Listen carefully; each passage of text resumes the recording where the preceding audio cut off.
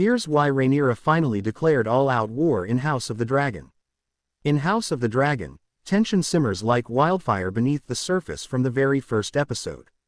The realm is split between two competing claims to the Iron Throne: the Greens, who back Aegon II Targaryen, and the Blacks, who support Rhaenyra Targaryen. For much of the story, war feels inevitable, but it doesn't erupt right away. Instead, both factions circle one another cautiously, weighing diplomacy against bloodshed.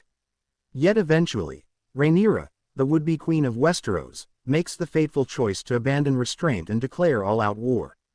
But why? What drove her from measured resistance to unleashing the full power of dragonfire and armies upon her enemies? Today, we'll explore why Rhaenyra finally declared all-out war in House of the Dragon. We'll break down her motivations, the personal tragedies that shaped her resolve, the political calculations behind her decision, and why it marked the point of no return in the Dance of the Dragons. By the end, you'll see that Rhaenyra's decision wasn't impulsive, it was the culmination of betrayal, grief, and the crushing weight of destiny. The seeds of division. Rhaenyra's war didn't begin with a single battle or betrayal. The seeds were planted long before Viserys I ever drew his final breath. From childhood, Rhaenyra was groomed as heir to the Iron Throne. Viserys made his intentions clear, naming her his successor in front of lords and ladies across the realm. But many in Westeros, especially those influenced by House Hightower, whispered that a woman should never rule. This quiet dissent festered for years. When Alicent Hightower, once Rhaenyra's friend, bore sons to King Viserys, the rivalry grew sharper. To some, the existence of Aegon, a male heir, undermined Rhaenyra's claim entirely. Thus, long before Rhaenyra ever declared war, she lived under constant suspicion, surrounded by enemies who dismissed her birthright. This environment shaped her perspective. She knew her claim would never be uncontested, and that her enemies would stop at nothing to strip her of her crown. Viserys' death and the usurpation. The true spark came with the death of King Viserys. Instead of honoring his will and recognizing Rhaenyra as queen, the Greens moved swiftly. Otto Hightower, Alicent, and their allies crowned Aegon II in secret. They staged his coronation at the Dragon Pit, rallying the support of the small folk with spectacle and the promise of stability. For Rhaenyra, this was nothing less than theft, a direct betrayal of her father's wishes. She had spent her entire life preparing to ascend the throne, only to watch her half-brother seize it before she could even don her crown. At first, though, Rhaenyra did not immediately cry for war. Shock, grief, and strategy held her back. Perhaps, she thought, diplomacy or negotiation could win her allies before blood was spilled. Perhaps, even, her enemies would falter without force. But the usurpation was only the beginning. The weight of betrayal. What pushed Rhaenyra further toward war was not just the crowning of Aegon, but the betrayal of those she thought loyal. Several key lords who had once sworn fealty to her bent the knee to Aegon instead. Whether out of fear, self-interest, or pressure from House Hightower, their betrayal cut deeply. For Rhaenyra, this wasn't just about politics, it was personal. She had been humiliated. The promises made to her father were broken. The legitimacy of her rule was mocked openly. Every betrayal made it clearer. Only war could restore her honor and claim. The personal tragedies. What truly hardened Rhaenyra's heart, however, were the devastating personal tragedies that followed. First came the miscarriage. When word of Aegon's coronation reached Dragonstone, Rhaenyra went into premature labor, delivering a stillborn daughter, Visenya. Her grief was compounded by rage. She believed the stress and betrayal of the usurpation had stolen her child. Then came the most infamous tragedy of all, the death of Lucerys Velaryon. Sent as a messenger to Storm's End, Lucerys sought to win the support of House Baratheon.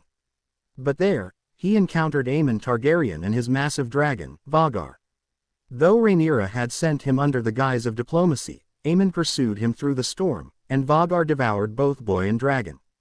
The loss shattered Rhaenyra. Her son's death was not only a personal wound but a signal that the Greens had drawn first blood.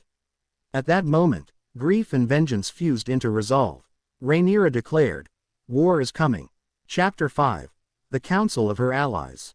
Rhaenyra did not act alone. Her council at Dragonstone, the Black Council, played a crucial role in her path to war. Men like Daemon Targaryen, Corlys Velaryon, and others urged her to act boldly. They argued that hesitation would only embolden the Greens.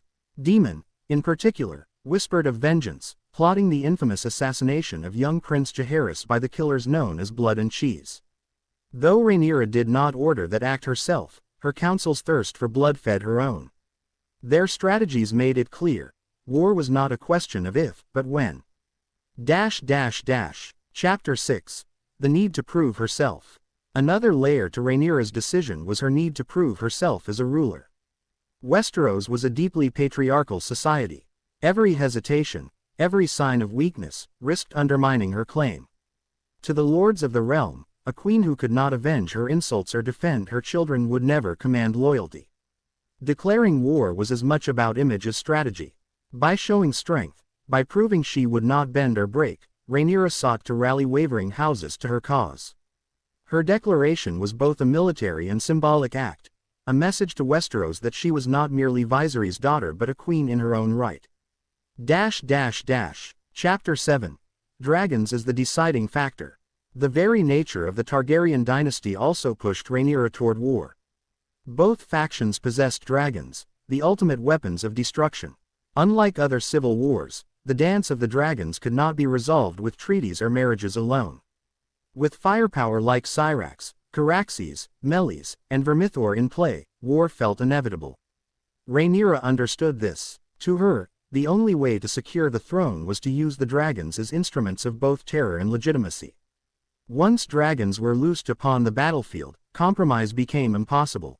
Chapter 8. The Psychological Toll.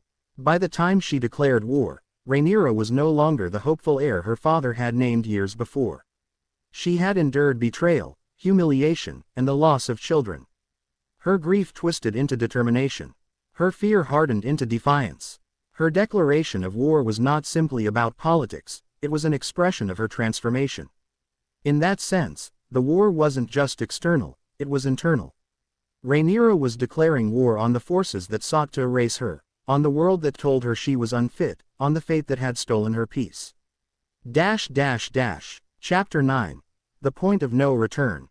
When Rhaenyra finally declared all-out war, it marked the point of no return. No longer could she and Alicent exchange letters. No longer could the realm hope for compromise. With dragons in the sky and armies on the march, the realm descended into chaos. For Rhaenyra, the choice was both tragic and inevitable.